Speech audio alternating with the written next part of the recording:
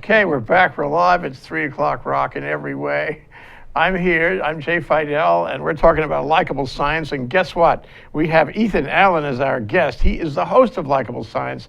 I guess that makes this the Likable Science Super Show, right, Ethan? Exactly, Jay. Thanks for having me here. Great to have you here. We have another guest here at the table. Her name is Alexa. And let me ask her exactly what she has to say about that. Alexa, what is Echo? Amazon Echo is a device designed around your voice that can provide information, music, news, weather, and more. Alexa, I love you. Thanks. It's good to be appreciated. Alexa's going to help us answer some questions. We're going to talk about water in Flint, Michigan today. So let's get some background, Ethan, okay? We'll get some background from Alexa. Alexa, where is Flint, Michigan? Flint, Michigan is a town in Genesee County, Michigan. It is 47 miles, 76 kilometers east of Lansing, Michigan, and 31 miles, 50 kilometers south of Saginaw, Michigan. Thank you, Alexa. So Alexa, how far is Honolulu from Flint, Michigan? Honolulu, Hawaii is 4,440 miles, 7,140 kilometers from Flint, Michigan. Alexa, what's the population of Flint, Michigan? The population of Flint, Michigan is about 102,000. Alexa, what's the weather in Flint, Michigan? Right now in Flint, Michigan, it's 38 degrees with cloudy skies. Tonight's forecast has snow flurries and a low of 27 degrees. Alexa, who's the mayor of Flint, Michigan? Flint, Michigan's mayor is Dane Walling. Who's the mayor of, Alexa, who's the governor of Michigan now? Michigan's governor is Rick Snyder. Okay. Alexa, thank you. Don't mention it. Well, that's pretty funny, Jay. That's pretty good. That's Okay. right. So now we have some basic background here. You don't need me here at all. I can just get up and walk out. Now it's your turn, Ethan. So, we've had a lot of news about what's going on in Flint. There's lead in the water in Flint. This country, has been luckily blessed with good water in most places and without poisons. And lead is a poison. It dissolves into the water, and then it dissolves into your body, and then it has really terrible effect on several of your organs, and profound results if you ingest lead. I remember that from lead paint. Remember when we were kids in school, they used lead paint in some of the classrooms? Oh, that was terrible. Kids were getting sick from it. So tell us, what is the story in Flint, Ethan? Well, let me just step back one level. The real, lead is quite toxic to anyone if you ingest enough of it, and can hurt lots of different organ systems. But it's particularly insidious in children because it accumulates in the nervous system, in the central nervous system, in the brain, and basically produces long-lasting, permanent impairments in kids' learning abilities. It chops off IQ, basically. Exposure to levels, even at modest levels, and they're seeing much more than modest levels in Flint. Yeah. And the basic story was Flint had perfectly good water for a while. They have an old infrastructure for water with a lot of old lead pipes and things like that. Yeah. But the water they were getting from the Detroit River was fine, and it was treated appropriately, and it was going through these pipes without releasing lead. They, at some point, a year and a half ago, roughly switched to save money to get water from the Flint River, I guess. That water is more acidic, and that change in the acidity then began drawing stuff out of the pipes, drawing old corrosion out of the pipes, drawing the lead out of the pipes, and sending this merrily down the system. The acid in the water from the Flint River began dissolving the lead from the pipes and the corroded lead in the pipes into the water supply. Right. Water is said to be the universal solvent. Water, by its chemical nature, is very good at dissolving lots and lots and lots of things. And particularly as you switch its acidity or alkalinity a little bit, it dissolves different classes of things differentially. And so the water from the Detroit River had been more alkaline, more neutral, and was fine. And the real sad part is everyone, all the water managers know this kind of thing, and it's very simple to treat the water when it comes in with some buffering agents to make it neutral again, so it could have continued to flow through the pipes without damage. They didn't do it. I mean, going back to the part about the Flint River, so if we know that the water is more acidic from the Flint River, can we modify the acidity before we even put it in the pipes? Yes, that's what I'm saying, is Okay. drawing it out before it gets into the system. They should have just buffered it. It's very easy to do. The chemicals are quite inexpensive. It really would have been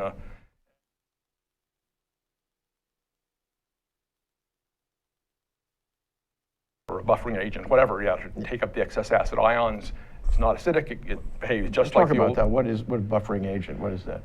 Those are chemicals that basically can hold on to the loose hydrogen ions that are making the acidity. Basically, they take them out of solution and hold on to them and leave your water again back to a more neutral pH level. And as you say, you know, people in water, I mean, you're in water, you're a water expert, that's why we're having this conversation. But people in water will know that if you have a high acid proportion in any given water, it is going to dissolve things. Right. As opposed to a neutral water. Yes, it's going to behave differently in your piping systems, and in very predictable ways too. I mean, this is not like brand new rocket science. This is pretty well established. It's happened before. They've switched water sources and seen that suddenly they're drawing stuff out of the pipes that has been sitting there quietly for years. Everyone in the water business sort of knows that's a pretty standard thing to do. And when you switch, you pre-treat your water to make sure that your new water supply looks like your old water, basically. And if you're in the water business, or call it the municipal, municipal services infrastructure business, then you also know the condition of your pipes in that community. If you're supplying water, you know what you're supplying it through. And you know when you're using lead pipes, and presumably you know how old the lead pipes are, and you know the condition of corrosion of the lead pipes, and you know all of this before you ever switch rivers. One would assume that you should at least know this in a general sense, or know what the parameters are. The parts of your system has maybe newer piping, parts have older piping, and yes, here's differential dangers to the people who are depending on the newer versus the older systems. You assume that kind of stuff is in their records, and that kind of information would be taken into account before they made that switch over in the water, and if they understood it to be, they would then pre-treat the water to take that into account. Which wouldn't be hard. Right, no, it would have been much simpler than they are facing a huge multi-year, multi-billion-dollar cleanup from this now, because they're going to have to go through and start digging up miles and miles of pipes. I don't think we've seen even a small part of the implication here. Oh, no. So the other part is, now you've changed rivers, and presumably you know about at least the risk, if not the fact, of the lead getting into the water supply. Do you test the water? And if you test the water, would you be able to find the lead in the water after you switched rivers? Oh, yes, and indeed, as soon as they switched, they began getting complaints from residents. People were talking about the water is discolored now, it smells funny, it tastes funny. They began testing it. The early tests showed high levels of lead. Those tests were sort of conveniently ignored. It said, oh, that's preliminary data. At one point, one of the municipal authorities put out advisory to the people to let their taps run for 2 minutes first before taking water for a sample, that's the way to reduce any buildup of lead in your water and get the lowest possible result. That's cheating. Yeah, exactly. That's like the Volkswagen thing.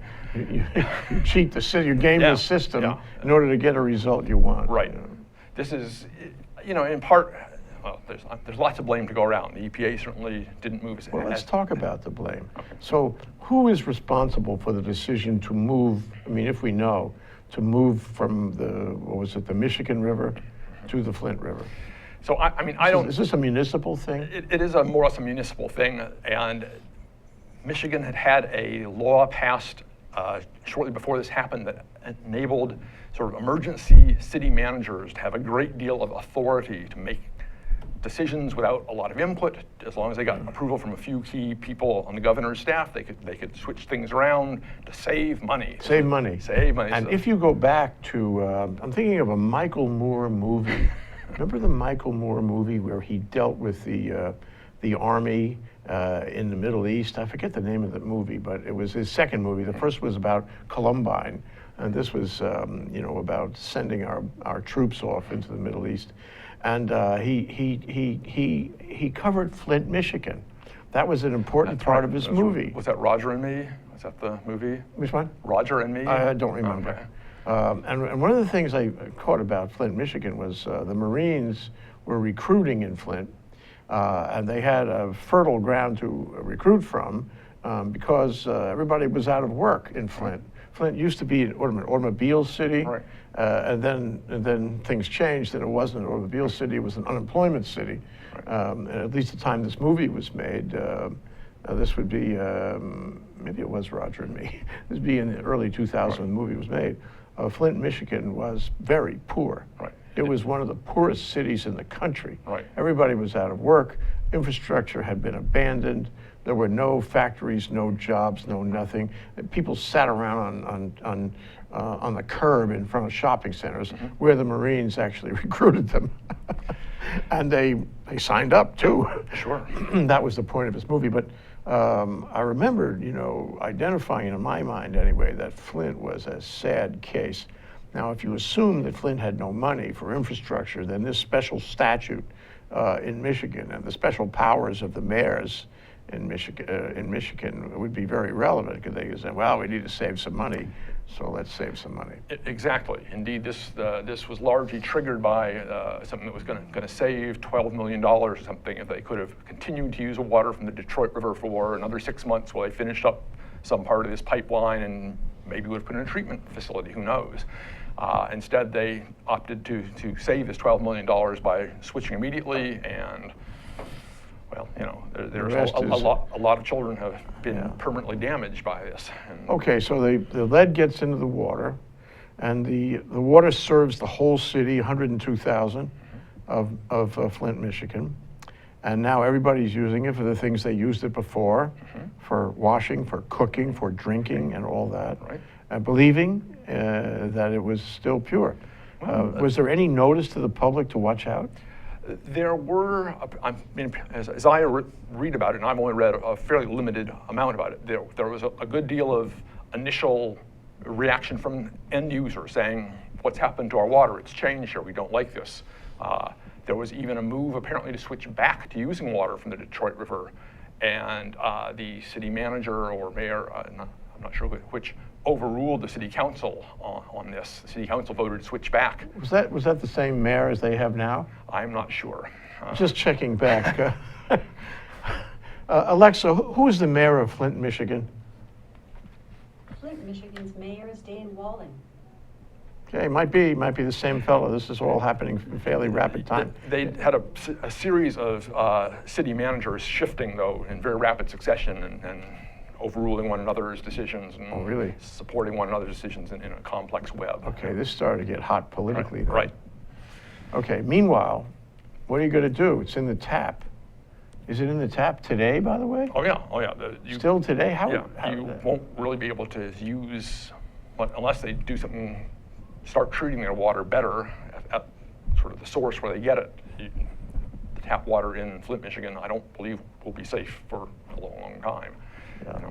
Or, Let's take a short break, Ethan. Sure. We'll come back, we'll talk about exactly how it infiltrated the city and what the city hasn't done about it, and what agencies are involved and what they're saying to each other. That's Ethan Allen. He's the host of Likeable Science. We're here on Wednesday, Likeable Science Super Show, Ethan and me, and we're talking about water in Flint and in other places too. We'll be right back. Aloha. Welcome to Think Tech Hawaii. My name is Josh Green. I'm a senator from the Big Island and a physician. I host a show weekly called Healthcare in Hawaii, where we talk about the most important issues in healthcare for our state, whether it's the dengue fever outbreak, the state of our public hospitals, how to find physicians and nurses for our patients, or really just the best things to do for our family's health. That's what you'll find on this show. I'll bring experts to your attention, and we'll have a free-flowing dialogue. Thanks for joining us. Aloha, my name is Kaui Lucas. I am the host of Hawaii is My Mainland, here every Friday on Think Tech Hawaii at 3 p.m. I invite people who are doing interesting and inspiring things in our community to help us keep it local and keep it real. Tune in any Friday, 3 p.m. and also available on our YouTube channel and my blog, kauilucas.com. Hawaii is my mainland. Aloha. We're back, we're live. We're here with Ethan Allen, host of Likeable Science. We have a Likeable Science super show today on water in Flint. You know, they say that real estate is not about land, it's about relationships. Well, maybe water is not so much about water as it is about relationships. Incidentally, Alexa, what is water? The term water has lots of uses. As a verb, 1. Supply with water, as with channels or ditches or streams. 2. Provide with water. 3. Secrete or form water, as tears or saliva. 4. Fill with tears. And as a noun, 1. Binary compound that occurs at room temperature as a clear, colorless, odorless, tasteless liquid, freezes into ice below 0 degrees centigrade and boils above 100 degrees centigrade, widely used as a solvent. 2. The part of the Earth's surface covered with water, such as a river or lake or ocean. 3. Once thought to be one of 4 elements composing the universe. Empedocles. 4. A facility that provides a source of water. 5. Liquid excretory product. Okay, well, that's it. All right, we know now. Okay, so this happens, the word gets out, the government, finds out because people are complaining. What happens? There's this confusion of jurisdictions here. Can you give me a handle on that? Yeah, there is a bit. And again, I think it's a great example of the fact is we live in a complex system of component parts. These include groups like the EPA, who's supposed to be providing some oversight and risk analysis, the city managers and local and state governments that are supposed to provide safe, clean drinking water to their citizens, the actual infrastructure of the water system itself, that is the piping, the joints, how those were done, the rivers themselves, and the beds of the rivers run through, what rock is in those beds. All these things play together in a very, each having a role, and some being a little more in control than others. But yeah, when you have the wrong combination of people doing the wrong things here, you get a very bad result. Yeah, and just to pause for a moment to go further than Alexa's discussion of water, water is critical to live. There have been wars fought over water, and there will be more. And there will be more. There certainly is a lot of legislation about water. There have been water shortages and fights over, who owns the water. It's really critical to our society. That's civilization, and certainly, to a city where people are, living in a large populated area. You have to have water. There's Right. no question about it. Right. In many places in the world, they live on bottled water. In Asia, you'll see everybody carrying bottled water, and to some extent in Europe too, because the water isn't, the municipal water isn't that good. But in the U.S., it's been good. Right. And we've developed technology actually a long time ago. Right. 100 years ago, 150 years ago, we brought these pipes into the center of the city with water, and we used the technology at the time, which was often lead technology. Right. And so, anything that happens with water is of great interest, and therefore multiple governmental agencies get involved. Right. It's like if you go offshore off Waikiki and do anything there, there's at least half a dozen agencies that care Right. of what you're doing. Yes. So the same thing with water in general. Exactly. Water is it's an amazing substance. This is a book. You've seen this, Water for I've Life. seen that. I recently wrote this with my coworker. We were involved in a National Science Foundation funded project working on community education around water out in the Pacific Islands, Palau, Chuk and Yap states in Micronesia, and the Marshall Islands. And As well as talking about the science of water, it also talks about issues like what is water quality, the physical, the chemical, the biological characteristics of water, ways to prevent water contamination, and various other things. We think it's a useful guide. We think everyone should know about water. It's more and more important, even those small remote places where they rely mainly on rainwater, which is actually almost always quite pure and is a wonderful source of water. But as you point out, we in the US are very spoiled, basically. We are used to being able to go anywhere, turn on a tap and not think twice. That's going to be drinkable water. Yeah, but that will change. I mean, we Yes. know now any board of water supply, should be able to tell you their plan for dealing with, less of a water supply in the future. Right. And part of that is because of climate change, right? Right. I'm sure that, any discussion of water now has to wrap in the notion of changes in water supply, quality and quantity and location, because the weather changes. Yeah. Well, not just the weather changes, but most of our water that we get for use, we draw out of the ground from aquifers. And these aquifers, in general, are actually rather poorly understood. People do not know how wide they are, how deep they are, how much water they And how fragile they are. Right, exactly. And they have had aquifers just dry up that people have used. People's wells, classic thing, your well is there and then your well suddenly is not having any water in it. And as Benjamin Franklin said, that's when you know the value of water is when the well goes dry. He say that? Yes, indeed.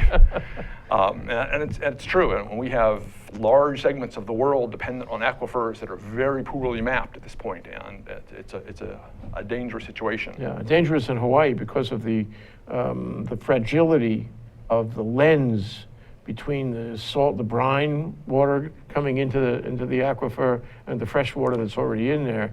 And the lens kind of separates them. And if the lens is damaged in some way, the lens of water, I guess, you can describe it more. Right, so particularly in low islands or at the very edge of an island, there's a thin wedge or a lens of fresh water that floats on underlying salt water. Fresh water is actually less dense than salt water, and so in a confined space, it will actually float. And if you are pumping that fresh water out and you pump it out faster than it's being replenished, the salt water will gradually move in to take its place. And so one day your pump that's been pumping fresh water suddenly starts pumping brackish water, and if you keep it up, it starts pumping salt water. And it's the whole thing about resources, Yeah. If you abuse the resource at one end, it disappear at the other, Right. And you shouldn't be surprised. And as we go forward, water has been abused. The supply has been abused. All the conditions necessary to have fresh water, clean water, have been abused. And as time goes by, we'll have less of it. And so there are various communities are doing desalinization. For example, San Diego, with, billions and billions of dollars invested into desalinization. Right. Israel as a country is a wonderful example. They realized years ago that was the way they had to go, and they built a large number of desal plants and rely very heavily on it. We have not done that very widely in the US. As you say, San Diego is sort of our first shining example. Meanwhile, in another part of California, in the Salinas Valley, one of the breadbaskets of our country, the ground in parts of the Salinas Valley is sinking at a foot a year. Wow. An inch a month, the ground is because sinking. the water down below has been sucked out. We are pumping the water out so fast, and people are drilling That's deeper. an aquifer, too, that's being destroyed. Yeah, and once those are destroyed and get compacted, There's nowhere for the they- water to yeah, go. So they don't refill, right? Oh, this is a permanent damage. Right. Well, the aquifers. You're making me sad here, Well, we are extremely blessed here in Hawaii. We have relatively high islands here, and these high islands hold lots of water. Indeed, they hold a lot of water way up above the sea level, which is not going to get contaminated with the sea by salt water. It's not well understood always how much water is held where. That, again, has not yet been fully mapped out. But science could find that. They are finding it. Including likable science.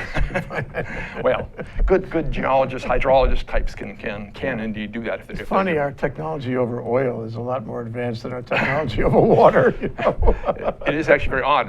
Water chemistry, you would think, should have been worked out eons ago, right? It's a simple little thing. If a couple of hydrogens and oxygen, right? It should be just, it's always been around. We've known this for a long time. It's been studied.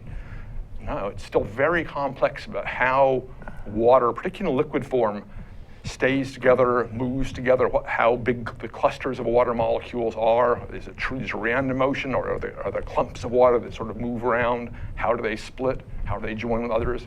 All this is not really very well understood. SOAS is working on it. We had James Foster from HIGP here, a geologist and a person who knows about GPS, which is a tool to determine the movement of water in large part, over an ocean, and to recognize tsunamis where you wouldn't be able to tell otherwise.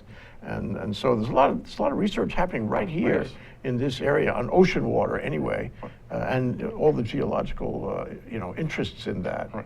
But to go back, so we have this precious resource that was developed in most cities when the city was first created. Right. Because actually you can't have a city unless you have water. Right. It's impossible to have a congregation of people without water. That's right, because we all need water. We need Even gallons before sewers, right? Before sewers, Yeah, water. sewerage. Right. Right. It was then the treatment of wastewater that really helped our cities grow and thrive and become suitable places to live, really. Right.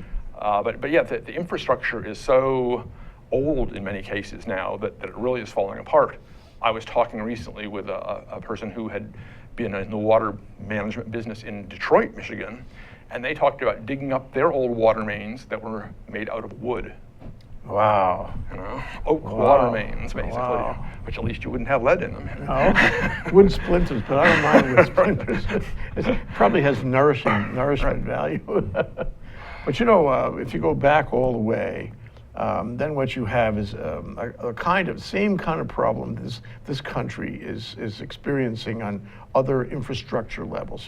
I think of, for example, the grid, say in the Northeast. It's old. It has to be, updated. It has to be renewed, or you're going to have failures. Right. Bridges in this country, Bridges. huge numbers. 80% of them are going to be ending their anticipated lifespan in the next 10 years or 20 years, something incredible like that. Yeah. I mean, we're going to have to rebuild. Remember the bridge that fell down? Yes. I think it was Yes, in Michigan. Was it in Minnesota. Michigan? Minnesota, thank you. Yeah, so- It's all the same, yeah. And they just had, I think, one in Oregon too recently. Yeah. So the point is that when we did this stuff, it was a lot cheaper to build infrastructure, and it seemed like it was part of the, the building of the country. Right. So you had to do it, and you bent all effort to do it. Now, years, decades, even centuries later, Right. it's just you've taken it for granted all these years. Right. And you don't have a lot of money handy because it's hard to find money at the municipal level. It's not sexy stuff. Not sexy stuff. Replacing the sewer system, nobody really oh, let's do that. Goes right to Waikiki, where it's a big problem. But the Alloy Beach Walk wastewater treatment thing is a huge project and very needed. Yeah, and particularly the with all the growth EPA going. required, all kinds of work. I don't know if that has happened. Yeah.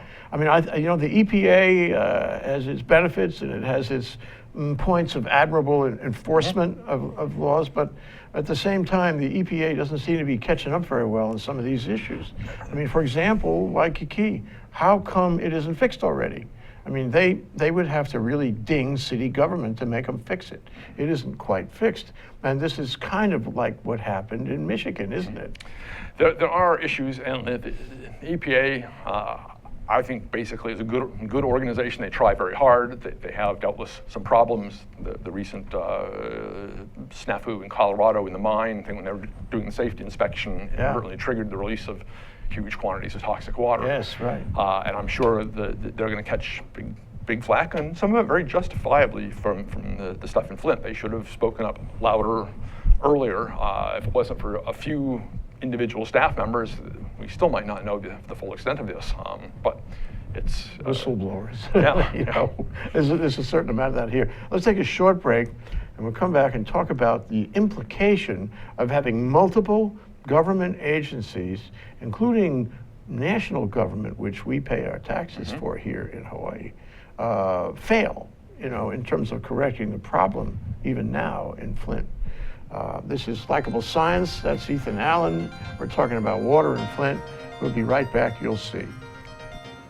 Aloha. You can join the Hawaii Farmers Series every Thursday from 4 to 5 on Think Tech. And I'm your co-host, Matthew Johnson, here with Justine Espiritu. And we are so thankful to have this show to use as a forum to get to know all the movers and shakers in agriculture in Hawaii and hear kind of their background and history, as well as their perspective on what they're doing and also the future for agriculture in Hawaii. So join us every Thursday. You can tweet in your own comments and suggestions and be a part of the conversation at ThinkTechHigh. And we hope to see you every single Thursday. Aloha! Hello, my name is Patrick Bratton. I'm host of Global Connections here at ThinkTech Hawaii. We broadcast live every Thursday at 1 p.m. We bring Hawaii to the world and the world to Hawaii, talking about international events and various things of interest to the audience. Please join me. I look forward to talking with you and having you get to meet some of my guests. Aloha. Okay, we're back, we're live. We're digging deep into Flint, Michigan and its water supply and the implications of what not only has happened, but what is happening and still happening. It's now the Flint story, and the government agencies are being uncovered here, and a lack of coordination and good government and good management is being revealed. And just let me tell you, ladies and gentlemen, just because this is a story about Flint doesn't mean it can't happen or isn't happening elsewhere. Red Hill here, right? We're going to talk about that. We're going to talk about Red Hill too. But okay, my name is John Smith and I live in Flint. I got a wife and I got 2 kids. When we've been drinking this water because nobody told us not to. It tastes a little funny, but we didn't, since the government never said anything, we continue to drink the water. I'm feeling funny, I'm not feeling good. My kids are not feeling good. We all go to the doctor. The doctor tells us we're all permanently damaged. Our organs, our brains for the kids and all that, permanently damaged. Our lives are permanently damaged. We're not feeling really good about that. You shouldn't be. be. So we come to see you, Ethan, and you're the lawyer. And we ask you, who is going to compensate us for being damaged? And that's a good question. I mean, who is ultimately responsible for providing good, high-quality water to the citizens? They had a right to expect it. We pay for presumably for good quality water, not for toxic, poisonous water that's damaging their children's brains. Yes. No, there's going to be. I'm sure there are going to be a lot of attorneys making a lot of money off of just answering that question. Who can the finger pointing stick to most? I think there's there's no limit on the exposure here, whoever it is. I reminded of the BP oil scandal, the explosion in the Caribbean.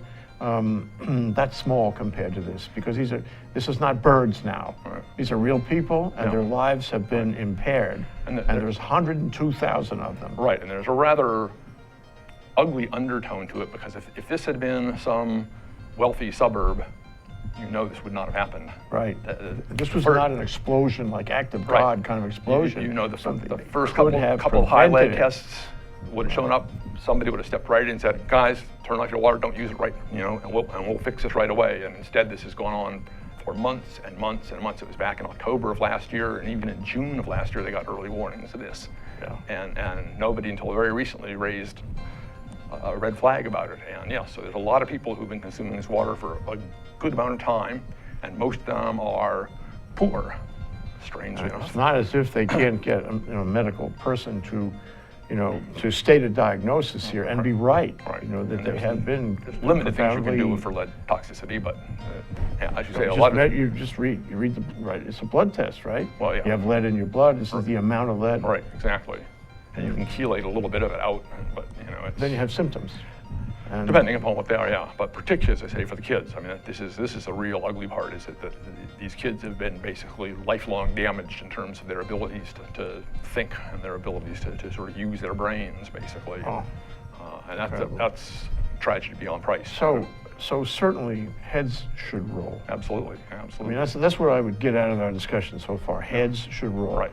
And they should roll certainly at the infrastructure management people in Flint, Michigan. Mm-hmm. They should probably roll at the gubernatorial or at the state level in Michigan. And probably some heads should roll in the EPA. Because, I mean, everybody was pointing this way. When I heard the news this morning, everybody's pointing to the other guy. But they're all they all have responsibility for Right, this. right. And again, think about a bicycle as a system, and if you put the pedals on backwards or wrap the chain the wrong way, your bicycle may sort of clunk along and crank along, but it's not going to work the way it should. And we need to have our systems all working smoothly and well, with very clear responsibility, very clear authority, very clear mandates about who is responsible for doing what, who has to report what kinds of signs, symptoms, warnings to whom, what trigger public alerts. I mean, this stuff should all be written out and spelled out very clearly and be a standard operating procedures. But don't you think it's a kind of a attitudinal thing too? It's a major policy way of thinking. We cannot ignore our infrastructure. We can't get along on lead pipes that are 100 years old. We can't treat them lightly, and we can't save money without checking out the result in advance. And it's not only the pipes; it's the bridges. It's the grid. The grid. Yeah. It's but the most important part of city government is to, render certain services like water. Right. We forget that sometimes, and Right. city government forgets that sometimes. I think we have to have a whole new look at the way government works, city government works, and the way people and officials think about infrastructure. Right. We're in a country with aging infrastructure. We cannot afford to turn our backs on this. Right. It will bite us, as it is in this case. There's tons to learn in Flint, Michigan, and it should be learned by every city in similar circumstance. Exactly. There's lots to be learned about water, and even bigger lessons, yes, about how our cities work, how our population centers work, how our government and various agencies work, and how they don't work too. And that should be looked at with a very clear and critical eye to find out where did things go wrong. How can we stop that so it doesn't happen again? How can we make sure our infrastructure is not abandoned this way? Right. This is really, it's almost criminal. Maybe it is criminal. How do you set up systems with enough redundancy in them so that if one part of the system does fail for some reason, the tests are not being done or being done sloppily, that somehow it's going to be picked up by another branch who says, oh, hey, you guys got to, we're seeing different results here. This is a warning sign. Yeah, and it also shows you, the power of contaminants in our water supply. I mean, if I were a terrorist, I could deliver bad things through, say, a municipal water supply and have a tremendous effect on 102,000 people or more very easily with high-tech toxins. Right.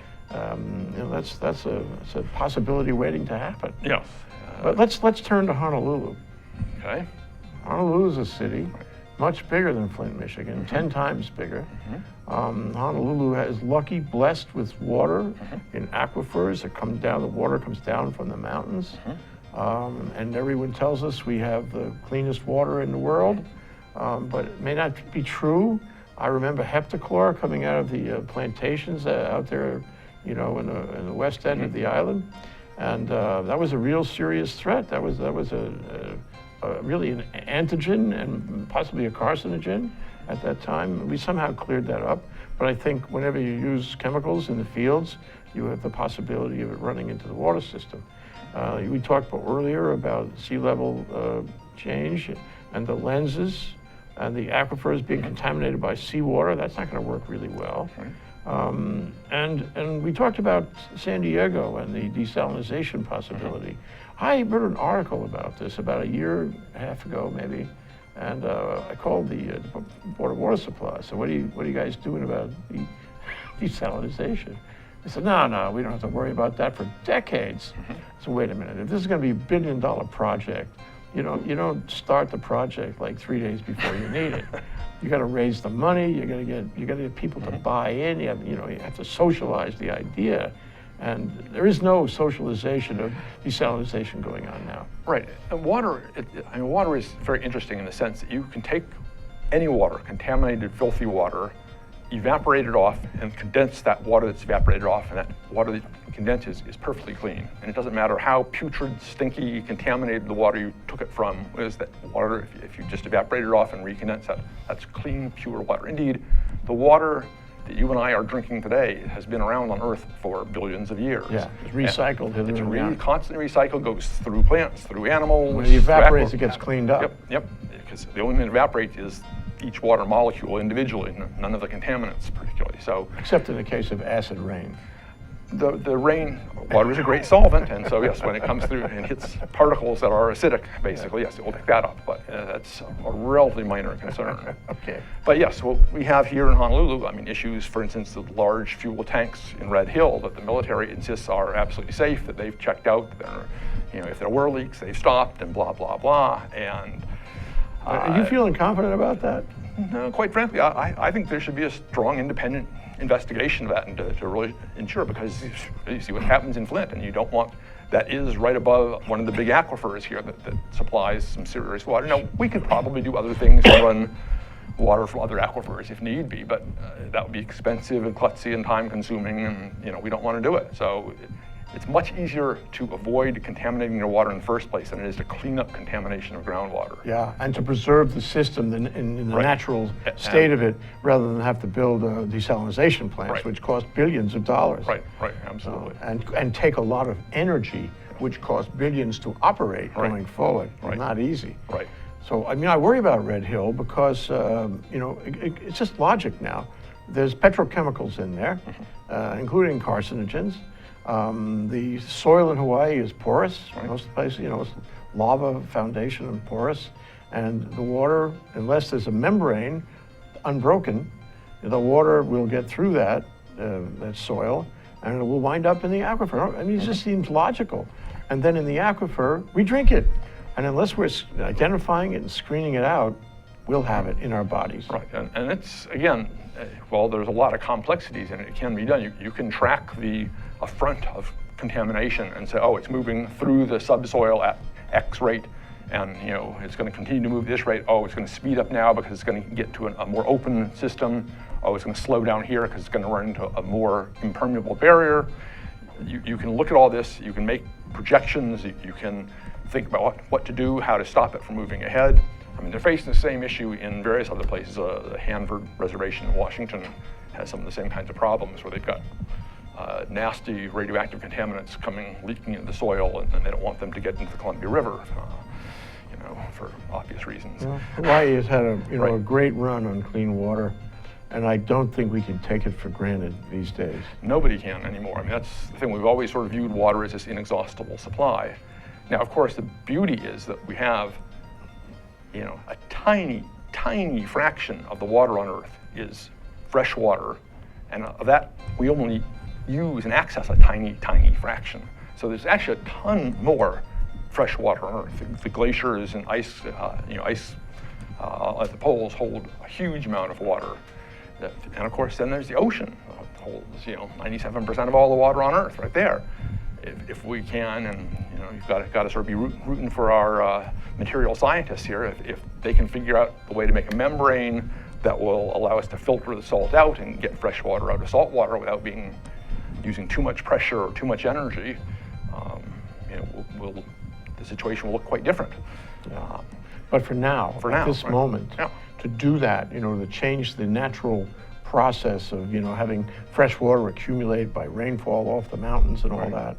that, the cost of changing that process is astronomical. Enormous. And it's, you know, and not to say that other updates in infrastructure aren't also Right. expensive, but that one really would be a bear. Right. So what we've got to do is protect it the best we can, because that's a lot cheaper. Right. We got to Conserve it. protect the lenses. We got to test to make sure there's no contaminants in there. And Yeah, so we should push conservation measures, because that's sort of the easiest, cheapest way to reduce water usage, which again leaves more in reserve for the times when you need it, puts less strain on all the water reservoirs. So yes, we should not be wasting it. Right. And we Goes should- well, everywhere from individuals to huge corporations. You know? it's got to be a change in public, and just like infrastructure in Right. general, it's got to be a change in the way public thinks about this. Understood. So we should all walk around, Ethan, with a kind of water on the brain thing. You know? There we go. I like it, Jay. Thank you, Ethan. You're Great very to welcome. talk with you. Great We talking learned to you so too. much. Ethan.